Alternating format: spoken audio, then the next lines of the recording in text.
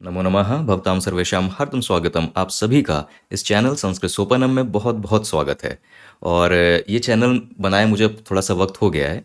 और जो भी कंटेंट मैंने अभी तक मेरे चैनल में डाला है वो इंग्लिश मीडियम में इंग्लिश भाषा में डाला है। लेकिन हिंदी भाषा में डालने का हमेशा से ही प्लान था। और चालू इंग्लिश से इसलिए करा क्योंकि जो संस्कृत सीखने और सिखाने का प्रयास है जो इस चैनल के माध्यम से मैं कर रहा हूँ, वो मेरा मेन टारगेट आज की जनरेशन के लोग और स्टूडेंट्स जो स्टूडेंट्स हैं उनके लिए है। क्योंकि हम स्कूल में संस्कृत सीखते हैं, मज़ा नहीं आती है। स्कूल में संस्कृत ख़त्म तो हमारी ज़िंदगी में भी संस्कृत ख़त्म। और हमें लगता है कि संस्कृत का क्या ही यूज़ है, क्या ही करेंगे संस्कृत को पढ़ के, कहीं बोली तो जाती नहीं। सिर्फ पंडित लोग यूज़ करते हैं संस्कृत को बोलने के लिए, तो क्या ही करना संस्कृत सीख के। तो इसीलिए मैंने इंग्लिश में संस्कृत को सीखने और सिखाने का प्रयास करा था कि जो भी मैं सोचता हूँ संस्कृत के लिए क्यों सीखनी चाहिए, क्यों ज़रूरी है और कैसे सीख सकते हैं, ये सब चीज़ें उनको मैं बता पाऊँ। और क्योंकि आजकल के सभी लोग, ज़्यादातर स्टूडेंट्स किसी भी स्टेट में हों, साउथ में हों, नॉर्थ में भी हों, ईस्ट में हों, कहीं भी हों, ज़्यादातर अब स्कूल इंग्लिश मीडियम है। तो मुझे लगा कि इंग्लिश आजकल के स्टूडेंट सभी को आती है, इसलिए मैंने इंग्लिश में चालू करा था। और जो मैंने इंग्लिश में चालू करा था वो मैं चालू भी रखूँगा। इंग्लिश में जो मैं कंटेंट डालता हूँ उसमें भागवत गीता के माध्यम से संस्कृत को सीखते हैं। लेकिन कई सारे वीडियो में कमेंट मुझे ये आता रहता था कि आप ये चीज़ हिंदी में भी बताओ। तो भागवत गीता को ही नहीं हिंदी में बताऊंगा क्योंकि फिर एक ही चीज़ को दो बार काम करना हो जाएगा। कुछ ना कुछ और ले लेंगे। बहुत बड़ा साहित्य है संस्कृत का।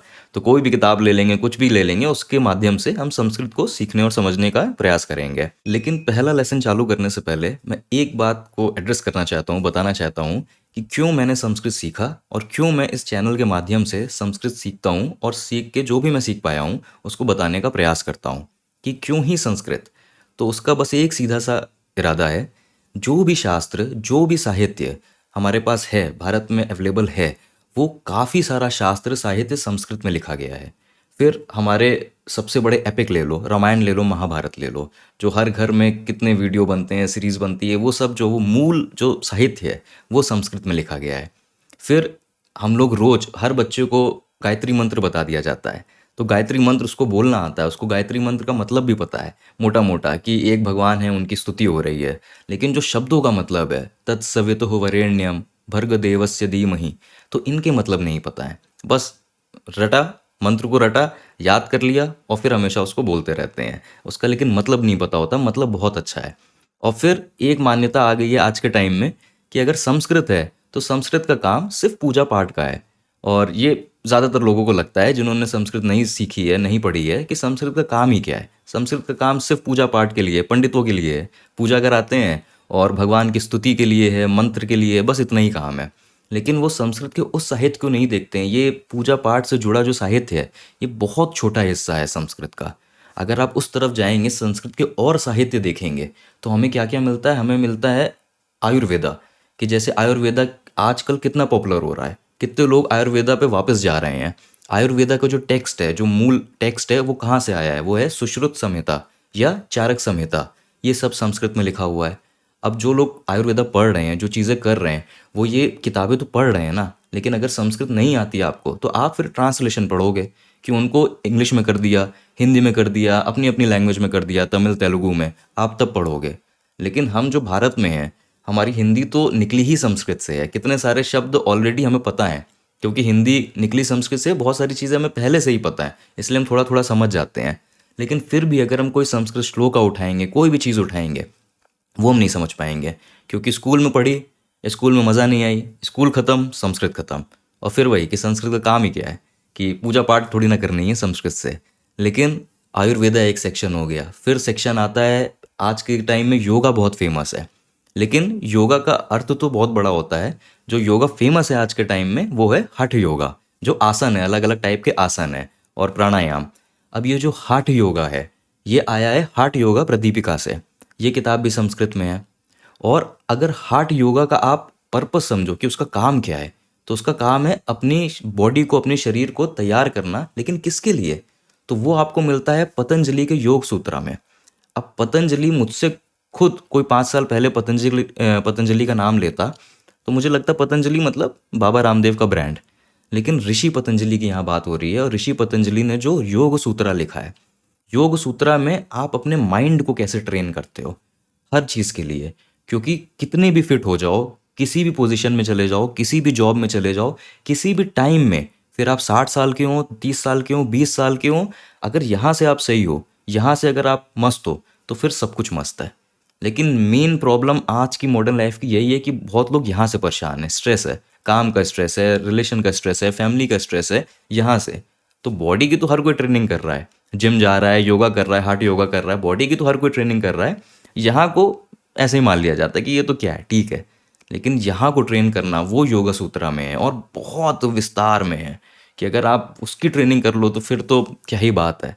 तो हार्ट योगा बना ही इसलिए कि पहले अपने शरीर को तो बना पाओ, फिर तो दिमाग तक जाओगे। अगर मेडिटेशन में बैठोगे और आपके पैर दर्द होने लगेंगे तो क्या मेडिटेशन में ध्यान दे पाओगे? सारा ध्यान तो पैर पे होगा, पैर दर्द हो रहे हैं तो पहले बॉडी को तो तैयार करो अपनी। तो हार्ट योगा से आप बॉडी को तैयार करते हो, लेकिन मेन इरादा दिमाग का है, और वो पतंजलि योग सूत्रा में बहुत विस्तार से लिखा है। वो सब संस्कृत में है, उससे जुड़ी जो भाष्य हैं कि योग सूत्रा को किसी और ने समझाया कि आप अच्छे से समझ पाओ, वो सब संस्कृत में लिखे हुए हैं। इतना सारा साहित्य। फिर मेरा फेवरेट आता है फिलॉसफी, जिसको हम संस्कृत में बोलते हैं दर्शन शास्त्र। तो मतलब तुलना नहीं करूँगा, लेकिन मुझे लगता है कि कोई भी ऐसा दार्शनिक सवाल, कोई भी ऐसी फिलॉसफी नहीं होगी जिसको नहीं छुआ गया है हमारे दर्शन शास्त्र में। और कई सारे दर्शन शास्त्र हैं, कई सारे अलग अलग थॉट हैं दर्शन शास्त्र के, वो सब चीज़ें लिखी गई हैं संस्कृत में। तो संस्कृत में इतना साहित्य है। और फिर आप ले लो धर्मशास्त्र, फिर आप ले लो नीति शास्त्र। नीति शास्त्र क्या होते हैं, सीधे से समझो आप। नीति शास्त्र हो गए समाज में रहने की चीज़ें जो आपको मदद कर सकती हैं, जिनको नहीं, जो हमारे बड़े भी हमें एडवाइस करते हैं, वो एक तरीके से नीति शास्त्र ही है कि ऐसा करना चाहिए, इस सिचुएशन में ऐसा करना चाहिए। ये सब की बहुत बड़े बड़े साहित्य लिखे हैं। भर्तृहरि का नीति शास्त्र है, चाणक्य का नीति शास्त्र है, ये सब संस्कृत में लिखा हुआ है। फिर आप उससे भी पहले चले जाओ, मनुस्मृति, उसमें इतनी सारी चीज़ें लिखी हैं जो आज भी अप्लाई होती हैं। कि उन्होंने लिखा है कि एक राजा को कैसे राज करना चाहिए, एक राजा को मंत्री कैसे चुनने चाहिए, एक राजा को प्रजा पे कैसे करना चाहिए, एक राजा को प्रजा को कंट्रोल करने के लिए कैसा करना चाहिए। अब आज के टाइम में राजा तो नहीं है, लेकिन आज के टाइम में हेड ऑफ स्टेट तो हैं, प्रधानमंत्री तो हैं, प्राइम मिनिस्टर तो हैं। और वो भी छोड़ो, अपने घर में आ जाओ, आप अपने घर में भी तो हेड हो, कि आप भी तो किसी के बॉस हो, या आप भी तो किसी के अंडर में काम कर रहे हो। तो वो जो सारी चीज़ें हैं वो आज भी अप्लाई होती हैं, और इतनी अच्छी बातें लिखी हैं उसमें। बड़े बड़े टेक्स्ट हैं, इतने सारे श्लोक हैं, इतनी चीज़ें हैं उसमें, लेकिन वो सब साहित्य संस्कृत में। लेकिन वो सब साहित्य को कोई समझता भी नहीं है कि वो संस्कृत का हिस्सा है। संस्कृत मतलब सिर्फ मंत्र, संस्कृत मतलब सिर्फ पूजा पाठ है, संस्कृत मतलब सिर्फ भगवान की स्तुति, बस इतना ही संस्कृत है। तो हमें क्या करना, पंडित पढ़ें संस्कृत जिनको पूजा पाठ करानी है।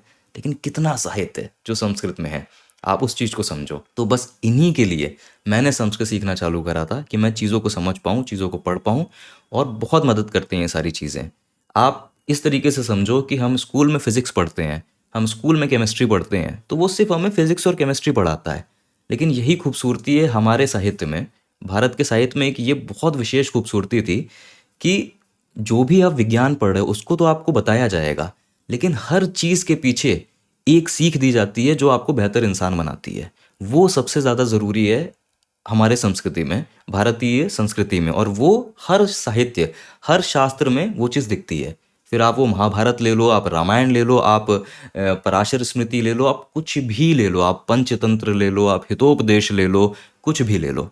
हर चीज़ के पीछे एक यही मूल मंत्र है कि कैसे बेहतर इंसान बने, कैसे स्ट्रांग बने, पावरफुल बने, आपको चीज़ें परेशान ना करें, आपको कोई नुकसान हो वो परेशान ना करे, आपको कोई दुख हो वो परेशान ना करे। ये सारी चीज़ें, इतना सारा साहित्य है। तो इन सब चीज़ों को मैं समझ पाऊँ, मैं पढ़ पाऊँ, उसके लिए मैंने संस्कृत चालू की है। और आप भी संस्कृत को सीख के उस चीज़ को पढ़ सकते हैं, समझ सकते हैं, प्रयास कर सकते हैं। ऐसा नहीं है एकदम से हम संस्कृत सीखने लग जाएंगे, कोई भी किताब उठाएंगे संस्कृत की पढ़ने लग जाएंगे। लेकिन कम से कम अब उसको समझने का प्रयास कर पाएंगे, चीज़ें थोड़ी थोड़ी समझ में आने लगेंगी, और एक समय के बाद आप उसको पूरा पढ़ पाएंगे, पूरा समझ पाएंगे संस्कृत को। तो इसलिए मैंने संस्कृत को सीखना और इस चैनल के माध्यम से सीखना और सिखाना चालू करा। एक चीज़ और बस बोलूँगा, एक तरफ कुछ लोग ये हैं कि जो भारतीय संस्कृत और ये संस्कृत को सीखना और जो भारतीय शास्त्र हैं, साहित्य है, इन सब कोसों दूर रहना चाहते हैं। उनको नहीं अच्छा लगता ये सब, कि ये सब क्या है, पुरानी बातें हैं, क्यों अभी भी वही घिसी पिटी बातें ला रहे हो, अब क्या सीखने को मिलेगा ये चीज़। तो एक वो लोग हैं जिनको भारतीय संस्कृति बहुत ज़्यादा पसंद नहीं आती है। दूसरी तरफ उनके ही जैसे लोग हैं, लेकिन उनकी समस्या क्या है कि उनको लगता है कि भारतीय संस्कृति से अच्छी कोई संस्कृति ही नहीं है। कि वो आके सबको एग्जाम्पल देते रहेंगे जैसे भगवत गीता का, कि दुनिया का कोई भी सवाल होगा उसका जवाब तुम्हारे भगवत गीता में है। और ये बात सही है, लेकिन ये वो लोग बोल रहे हैं जिन्होंने खुद शायद भगवत गीता ना पढ़ी हो।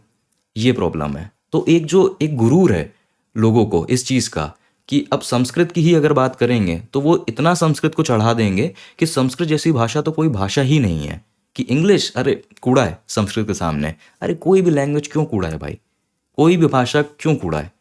इसमें तुलना नहीं होनी चाहिए। इंग्लिश का भी मैं ये ज़रूर मानता हूँ कि इंग्लिश जिस तरीके से आज के टाइम भारत में चलती है कि पहली लैंग्वेज ही, पहली भाषा ही लोग अपने बच्चों को इंग्लिश सिखाते हैं, ये ज़रूर गलत है। कि ये बहुत ज़्यादा है, इतना नहीं होना चाहिए। लेकिन इंग्लिश और अंग्रेज़ी भाषा का भी अपना महत्व है। वो भी अपना काम कर रही है जो काम कर रही है। तो अगर आप इस भावना से भी संस्कृत सीखना चाहते हो तो आप ना सीखो कृपया करके, क्योंकि ये भावना बड़ी सही नहीं है। कि आपके पास व्हाट्सएप मैसेज आया कि नासा ने कहा है कि संस्कृत भाषा सबसे अच्छी भाषा है कोडिंग के लिए। अब वो मैसेज आप सबको फॉरवर्ड कर रहे हो और एकदम गुरूर में घूम रहे हो कि देखा हमारे भारत की भाषा, नासा ने कहा है संस्कृत। अरे छोड़ो वो सब बातें, वो बेकार की बातें, उस गुरूर में मत फंसो। तो तुलना यहाँ नहीं करनी चाहिए। किसी चीज़ को सीखना दूसरी चीज़ को छोटा दिखाने के लिए ये नहीं करना चाहिए। तो अगर संस्कृत आप इस भावना से सीख रहे हो कि संस्कृत से तो महान कोई भाषा नहीं है, वो नेशनल लैंग्वेज होनी चाहिए, वो हर जगह जानी चाहिए, इन सब मुद्दों में अगर आप हो तो भाई फिर रहने दो।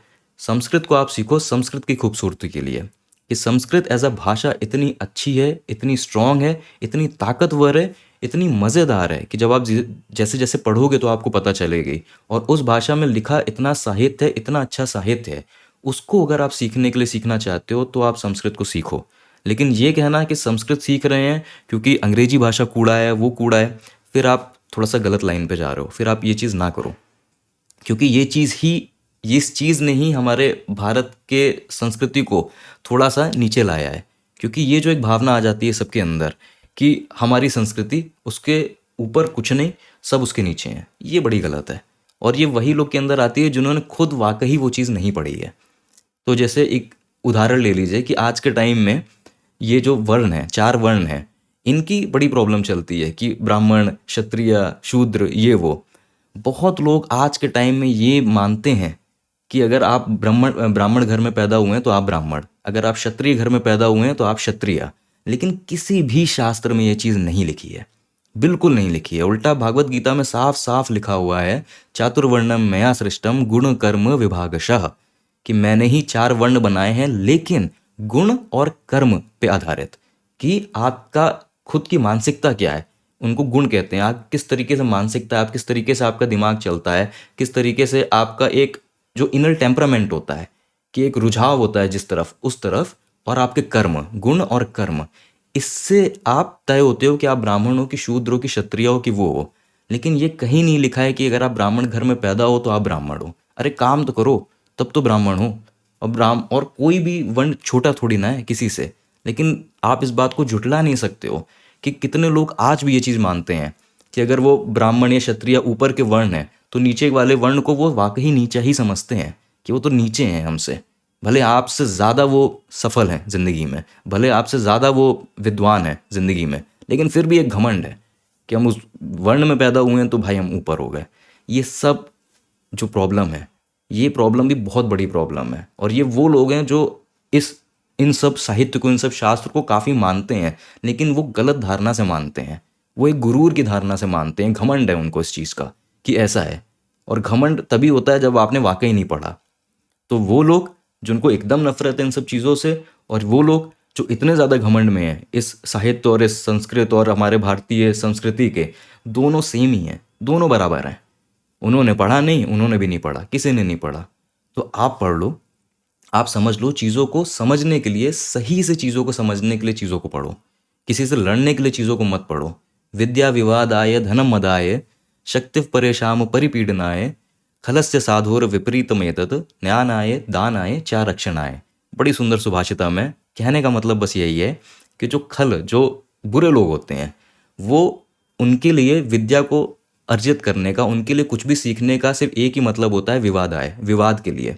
कि वो दूसरों के सामने अपने आप को बड़ा बता पाएँ, कि वो दूसरों के आर्गुमेंट के सामने अपने आर्गुमेंट को जीत पाएँ, लोगों को छोटा दिखा पाएँ कि देखो मैंने बोला था मैं महान। तो उनके लिए कुछ भी सीखने का यही तात्पर्य होता है कि बखान कर पाएँ अपनी लोगों के सामने।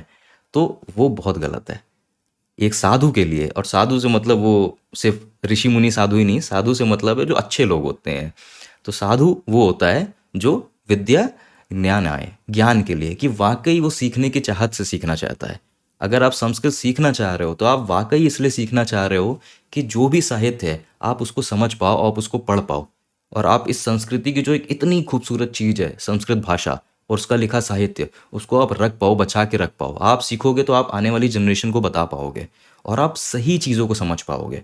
ऐसे बेकार के चीज़ों में नहीं फंसोगे कि हम ब्राह्मण घर में हैं तो हम ब्राह्मण हो गए, शूद्र हमसे छोटा है। ये सब बहुत ख़राब चीज़ें हैं और इन्होंने ही हमारे भारतीय संस्कृति को थोड़ा नीचे लाया है, क्योंकि ये गुरूर, ये घमंड, ये गलत चीज़ों को समझना, गलत चीज़ों को पढ़ना, इससे आया है। तो बस मेरा एक यही निवेदन है कि अगर आप संस्कृत सीखना चाहते हैं तो आप बस इसी इरादे से सीखिए कि आप वाकई चीज़ों को पढ़ के उनको समझना चाहते हैं और उन सारी चीज़ों को आप अपनी ज़िंदगी में लगा के एक बेहतर इंसान बनना चाहते हैं। बस इसीलिए चीज़ों को समझिए। किसी तुलना के लिए, किसी और चीज़ को छोटा दिखाने के लिए, किसी और चीज़ को के सामने अपने वो बखान करने के लिए, इस सब चीज़ों के लिए फिर आप ना पढ़ो इसको, क्योंकि यहाँ कोई एजेंडा नहीं है, यहाँ कुछ वो नहीं है। बस एक नॉलेज की चीज़ को सीखना है, क्योंकि वो नॉलेज वाकई बहुत कमाल की है, वो ज्ञान वाकई ही बहुत कमाल का है अगर आप उसको समझोगे। तो बस ये पूरी कहानी है और इसी इरादे से ये चैनल चालू करा था और इसी इरादे से हिंदी में भी मैं कंटेंट डालूंगा और कुछ कुछ चीज़ों से संस्कृत को सीखना और समझना चालू करेंगे। जो अगला वीडियो आएगा वो हमारा पहला लेसन होगा, जिसमें हम किसी भी भाषा को शुरू करने से पहले उसके वर्णमाला अक्षर को समझ लेना चाहिए, जिस चीज़ से पूरी भाषा बनी है। तो बस उसको हम समझेंगे और स्टेप बाय स्टेप करके हम आगे जाएंगे और फिर आगे जाके कोई ना कोई श्लोक, कोई ना कोई संस्कृत के ही लिटरेचर से, संस्कृत के ही साहित्य से हम संस्कृत को हमेशा अभ्यास करेंगे और सीखने का प्रयास करेंगे। तो ये इरादा है। तो मैं आपसे नेक्स्ट वीडियो, अगले वीडियो में मिलूँगा। तब तक के लिए धन्यवाद और मैं उम्मीद करता हूँ कि कुछ अच्छे पॉइंट दिए हों मैंने कि क्यों संस्कृत सीखनी चाहिए, क्यों समझनी चाहिए, और बड़ा मज़ा आएगा अगर आप संस्कृत सीखेंगे, ये मेरा वादा है। तो खैर मैं आपसे अगले वीडियो में मिलता हूँ। वयम पुनः मिलामः। धन्यवाद।